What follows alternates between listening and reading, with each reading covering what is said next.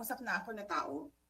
Sinabi ko sa kanya, kapag pinatay ako, patayin mo si BBM, si Lisa Araneta, at si Martin Romualdez. No joke. Napanood mo na ba ang video na to?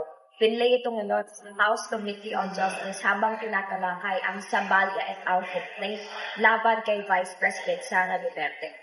Narito ang sabi ni Congressman Suntay.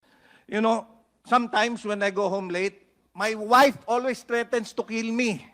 Common sense dictates that if you are really serious in killing someone, you do not announce it to the whole world.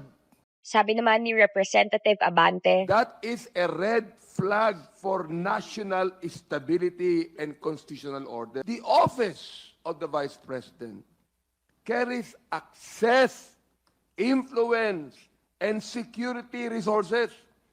That is why the standard for public trust is higher. sabi naman ni Representative Adyong, maaari na raw maging impeachable offense ang mismong pagbabanta kahit hindi pa ito na isa sa katuparan. Sabi ni Rep. Degamo, kahit conditional threat ay maaaring magdulot na ng harm. Giit naman ni Rep. Chua, Res ipsa loquitur. The video speaks for itself. Dito po sa pinakita sa atin, yung conduct ba na pinakita niya ay binetray niya yung public trust? pagbubuod naman ni De Lima na endorser ng third impeachment complaint. So, malinaw po itong ground na ito.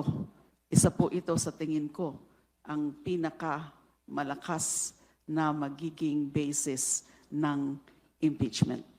Matapos nito ay sunod namang tinalakay ang 5th and 6th grounds ng third impeachment complaint at patuloy pa rin na tinitingnan ang sufficiency in substance ng dalawang natitirang complaint. Tumutok lamang dito sa Empire London.